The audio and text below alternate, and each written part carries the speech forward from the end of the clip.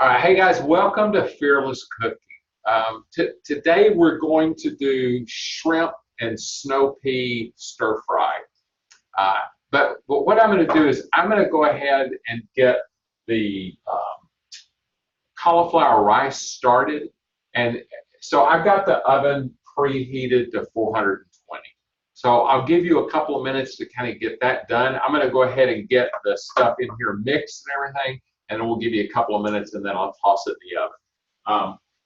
So I cheat. I buy like frozen cauliflower rice now because if I'm going to make cauliflower crust pizza, then I'll buy a head of cauliflower and grate it. But what I figured out is that at Costco I can get I don't know how many pounds of cauliflower rice. It's organic. They've already done all the work. And I'm not scraping my knuckles up on a grater trying to get it done. So anyway, this is a one of those packets. So I'm just going to dump it out here on the sheet pan. I'm not putting parchment paper on here, kind of for a couple of reasons. One is that this stuff is kind of damp, so I don't want it like soaking in. And plus I've got the temperature at I think what is it, 420? Yeah. Which what I've noticed is at about 400 degrees the parchment paper starts to kind of turn brown. So I don't really want my food catching on fire in the oven. And so what I'm going to do now is I'm just going to hit this with just a little bit of. I'll tell you what, I'm going to use avocado. Yeah, I'll just use avocado oil for this. I already got it here. I'm just going to kind of drizzle it on. And then I wanted to have some kind of flavor. I've used all kind of different seasonings on cauliflower rice. I think this will go as a complement to the stir fry. So what this is it's a Penzeys spice. It's called the Now Curry. So I'm just going to hit that on there, and then I'm going to kind of mix all this stuff up together. What other spices might people, if they want to spice their? You could use like Chinese five spice. You could use, just salt and pepper. The thing is, this is probably going to be in there. It'll be in there at least the entire time we're doing this. It may even, be there a few minutes longer. Coriander would be good. Like I said, Chinese five spice would be a great one. It really kind of depends on what kind of seasoning do you like, right? You could you could just use red flaked chili.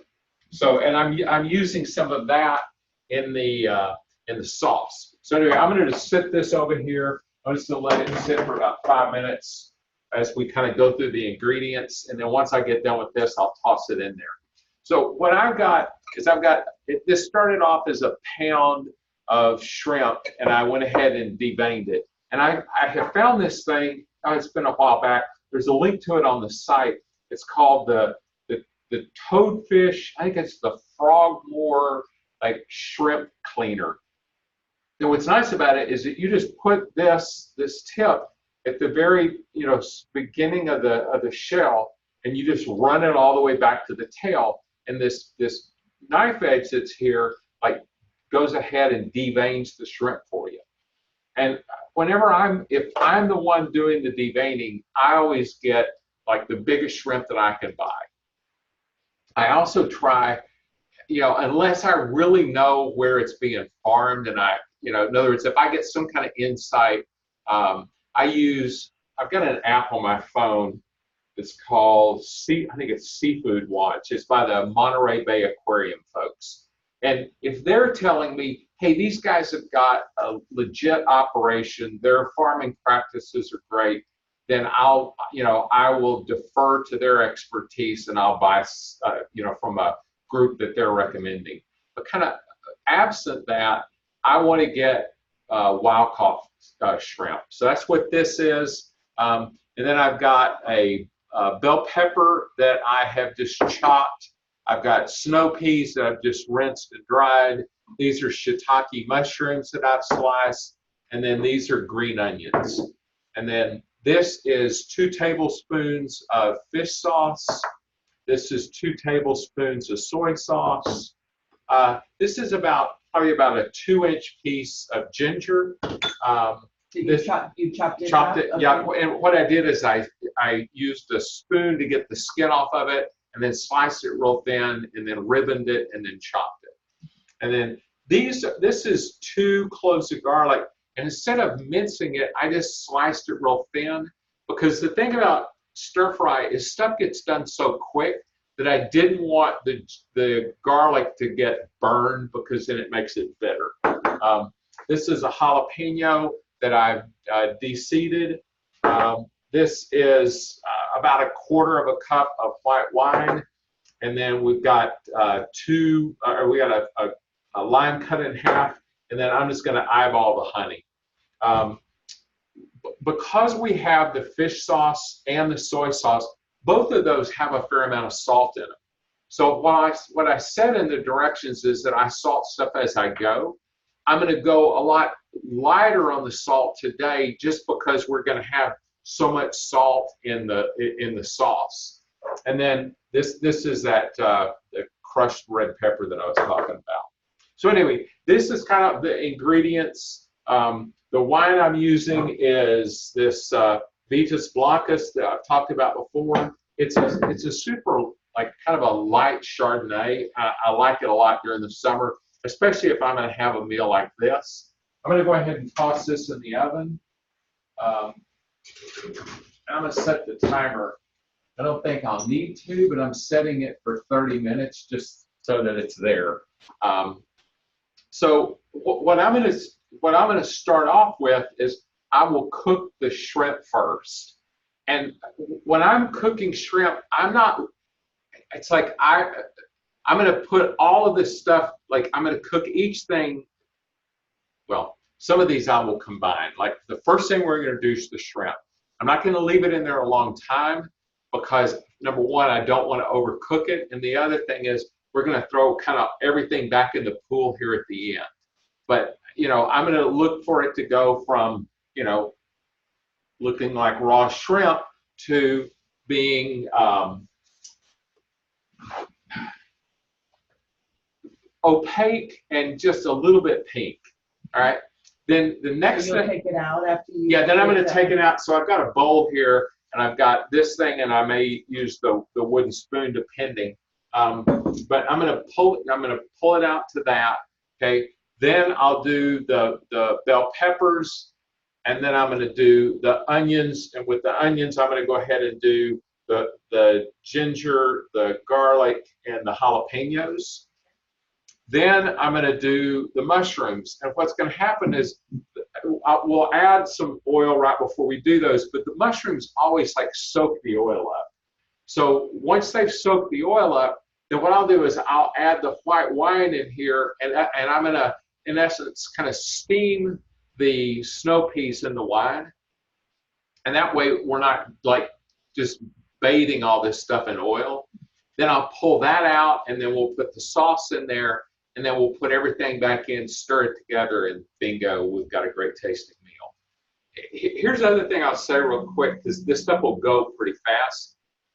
The beauty of stir fry is it's real fresh tasting food, and it's something you can cook in just a matter of minutes. And if you're worried about, man, I don't have time when I get home from work to like cut everything up, you can stop at, like, say Whole Foods has got their salad bar stuff. You can buy the stuff that's already cut up and just take that home, throw it in the wok, and you're done. And if you don't have a wok, you can use like a big skillet, a cast iron skillet or a stainless steel skillet. I wouldn't use something that has a non-stick surface in it, just because you want to get this stuff pretty hot. So anyway, I'm done talking about it right now. Let's get this thing started. Let me get this thing lit. And I'm going to cook this a little bit higher heat than I normally cook stuff, just because I want it to get hot. So I'm going to let this kind of feel it start to warm up. Then I'm going to add some oil here. And like I said, it's once we get stuff in there, it's not going to be in there very long.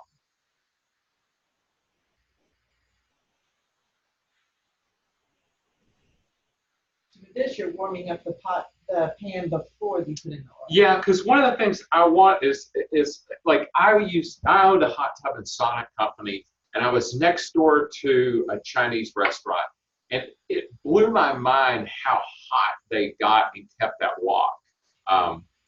I mean, when they would move the wok off, there would be flames this high around the wok. I'm not going to do that.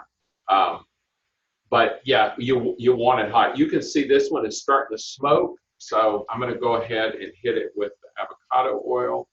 Like I said, I'm not putting a ton in there. We'll kind of, I'll just leave the top off because we'll add it as we need it.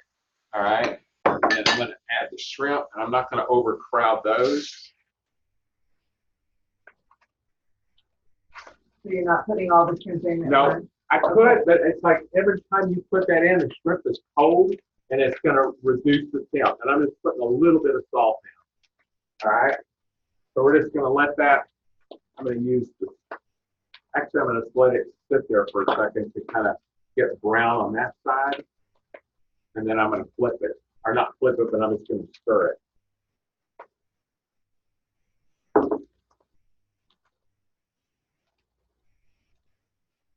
It also kind of helps keep it from sticking. And this thing's going to be smoky as hell. Hopefully we don't have to, yeah, here we go. Hopefully the smoke alarm doesn't go off. You need to speak up a bit too with this extra sound. Yeah. It might make it hard to hear. Thank you. All right, so I'm just flipping these over. Yeah, it's looking good. You know, they're basically going to be ready in just a second. So I'm going to go ahead and pull this over. Because one of the things going to happen with this is it will continue to cook while it sits here. The shrimp will? Yeah. In Yeah. the bowl. Any kind of meat is going to, you know, once you've gotten it hot, then it gets kind of, that heat goes through the piece of protein. And like I said, it's already turning pink. So yeah, we're just going to put this in here. And that used up most of our oil, but I'm going to see, there's just a tiny bit in there. Let's see if I can get away with not adding more oil in here. I'll add it to the next batch. You're really just trying to just cover the bottom of it, not have them on top of each other. Yeah, that's it. They cook more thoroughly. Yeah, I think I'll add just a touch of oil. There we go. Yeah, as you can see, this stuff smokes up pretty good. It would be great to have a all-star Vinehood. And I may, in fact, I hate to add the extra noise, but let's get this thing started. There we go. See if that'll pull it off a little bit. Okay. Yeah, I'm going to have to holler at you. All right, so yeah, definitely getting brown on that side. And this next batch, we're only going to have 3 going in, so it won't take those any time to cook. Okay, here we go. Leave that there for just a second.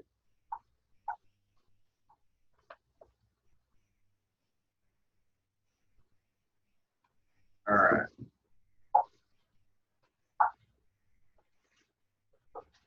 There we go. Now we'll add the last 3.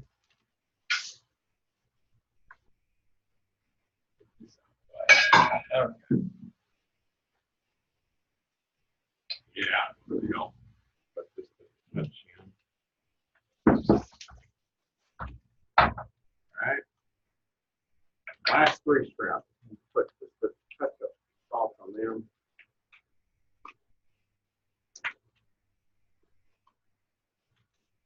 Little strip on my shirt.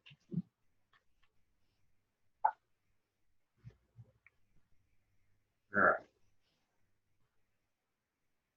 We're just about ready to pull these bad boys off. Like I said, then we're going to put everything back in. So they'll get some additional cooking at that point. Not much. You know, I like shrimp sushi. I've had it before. You know, I don't know that, yeah, stuff coming out of the Texas Gulf Coast.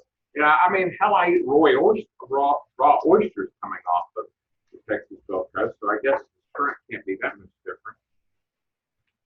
All right, pull this off. And then we'll add just a touch here. And then we're going to add the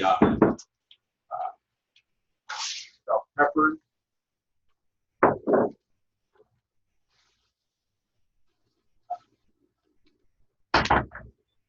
Okay.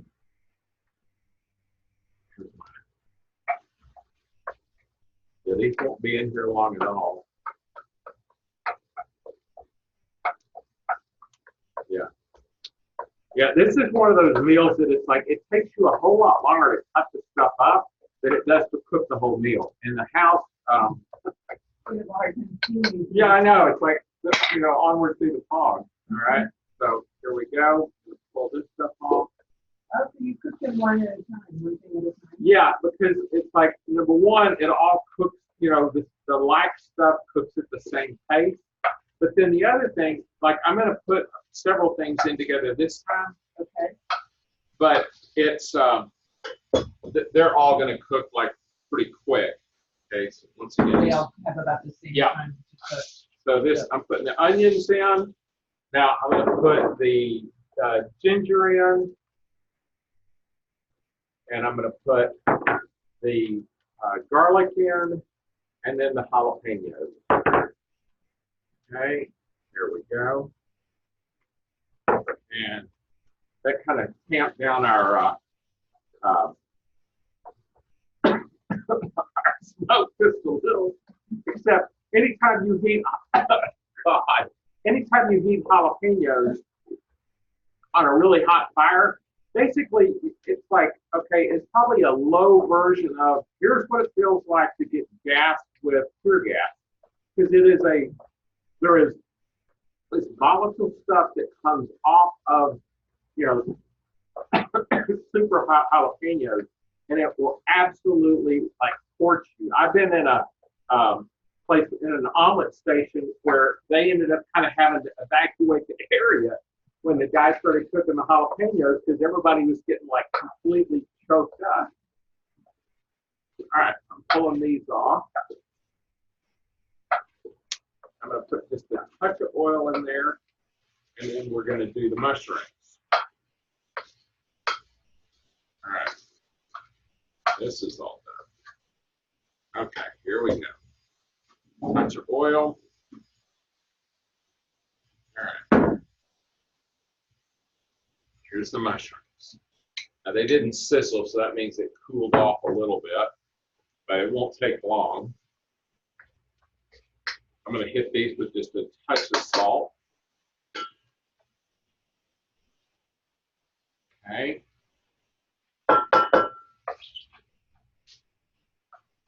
And how do you want the mushrooms cooked? I want it. Going to know when to take Yeah, I want it. You know, they start to get like kind of.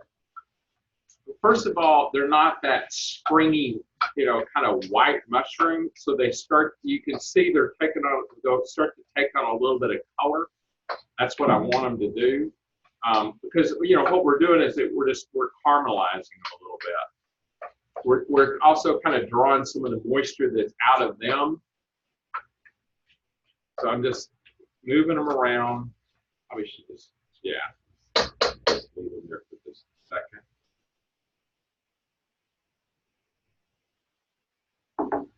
Okay. Yeah, we're getting closer. Here's kind of what we're looking at right now. And, you know, they've soaked, I mean, each one of these things kind of has done their own job of soaking up the oil.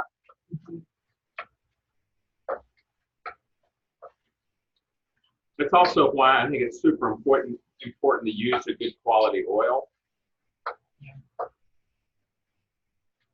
All right. Yeah, these are getting kind of the way I want them to look. Can you see what that looks like? Yeah, absolutely. Great. Yeah, a little darker. Yeah, a little darker. a little more shriveled up, nothing that looks like, you know, a raw mushroom.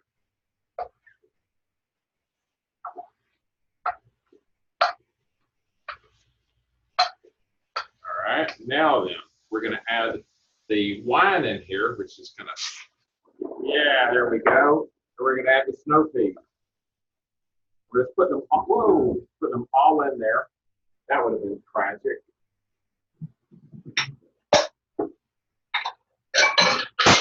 All right.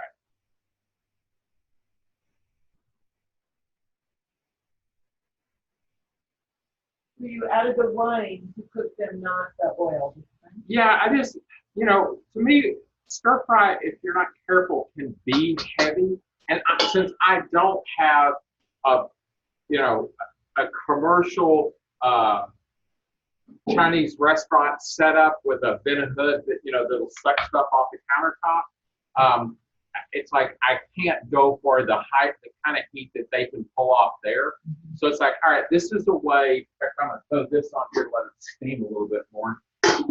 This is a way to cook the snow peas just a little bit. I don't want to overcook anything in here. I want everything to be like really al dente. But I'm just gonna, yeah. So like you can see how the color in them is beginning to change. That's what we're looking for. We just want them to get that kind of dark, rich green. So we're going to let that go for just a second. You know, the haze is beginning to lift just a little bit. And thank God, snow peas don't give off noxious fumes like you know, super hot jalapenos do. All right, so I think we're getting close here. So we're going to pour this. And, you know, the other thing we'll do is we'll let this go just for a second. I'm going to try and use this to see if I can leave a little bit of the wine in there. If not, we may have to add a little bit more.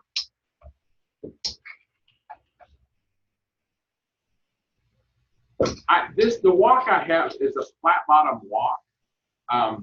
Which I like a lot better than the round bottom ones. I just think those things are just like a catastrophe waiting to happen. And it's not that you can't dump one of these over, but you know, it's a lot more stable than the round bottom ones.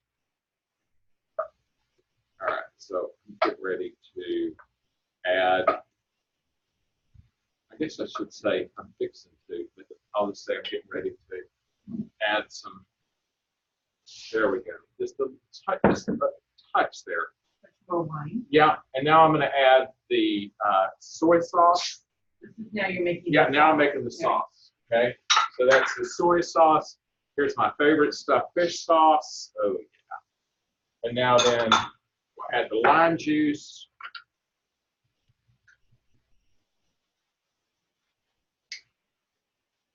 Oh yeah.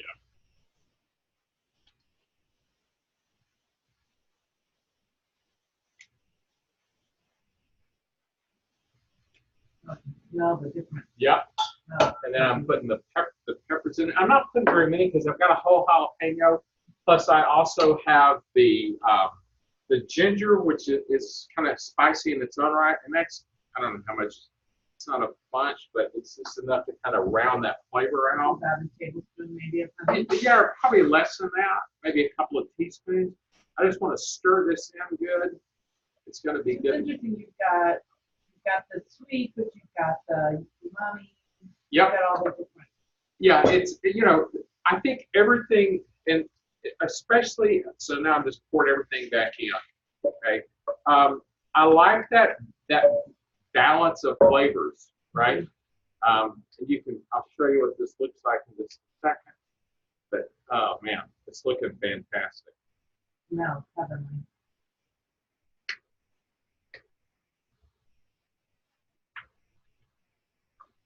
And here's the thing, you know, if you were to try and buy this meal at a restaurant, especially, you know, this many servings, it's going to cost you probably 3 or 4 times more, and you have no idea what the actual ingredients are that went into it, right? You don't know if the shrimp came from some drainage ditch, so what I like is I want to understand the sourcing of my food, and I don't mean that to be like elitist about it. It's just, okay, I want to eat the best quality that I can afford. I'm not buying $50 a pound Copper River salmon. I can't do that. Right now, I'll buy, farm-raised salmon from places that I know their practices are good, or whenever, the coho or the other salmon comes in that's wild caught. If it looks great, I'll buy it, but I'm not going to spend an insane amount of money for it. And I think whenever you're cooking your ingredients at home, you've got a lot more kind of ability to be selective. Now, this is pretty much done. I'm going to let it go. In fact, I'm going to turn it down just a touch. Here we go. And I'm getting ready to check on the cauliflower rice and see what shape it's in. Still the pan. We're getting closer, but I want it to be a little brown. So we're probably going to let it go. It's got 10 minutes on the timer. I'm going to let it go that long, but you guys don't have to hang out here while that's happening. So let's talk real quick about what we're doing next week. We're, a lot of, I was reading something today where they were talking about, I'm gonna go ahead and turn this off because we're done cooking. Here's what we're looking like. That's beautiful. Yeah. So I was looking at a thing today, and they were talking about that we're on the edge of summer, the beginning of fall, and I'm like, bullshit. Not in Austin, Texas, we're not. So what I'm going to do for next week, and apologies to those that are in the full embrace of fall, wherever you might be fortunate enough to live. I wanted something next week that was going to be like still kind of keeping with summer, right? So here's what we're going to put together. We're going to poach some fish next week. Right? And I may be out of town, so I'm going to go ahead and record this earlier in the week. And I think kind of the rhythm going forward is we'll probably do a couple of live ones a month and a couple that'll be recorded. Any of the things that are going to be like longer, where there's going to be elapsed time in, I'll definitely make sure those are recorded. And then just randomly there'll be one in there. So anyway, next week we're going to do a watermelon salad. Okay, so here's what it is. It is. And that'll go with the poached fish. Yeah, so we're doing a Greek-style watermelon salad. It's got watermelons, tomatoes, cucumbers, red onions, calamari olives, crumbled feta, parsley, mint, olive oil, red wine vinegar. That's it. Okay, so it's got, like what you were talking about, Jude, about kind of the balance of the flavors. You've got the freshness of the watermelon. You've got the salty, aspect of the feta cheese, plus the richness and the fat with that. You've got the salty, fat with the Kalamata olives. So, I mean, all these things, and then you've got the parsley and the mint that bring the brightness to it. And plus you've got the acidity that's part of the watermelon. The thing that we're going to do with the fish is we're going to poach it in coconut milk, and so it's going to have this kind of Thai flavor to it. So we're going to have the kind of the cooling aspect of the watermelon. We'll have like chilies and stuff in with the fish. So they're going to be these nice counterpoints to one another. And my goal for the next 12 months is I want to eat more fish, right? I really would like to get at least 3 meals a week in that are fish.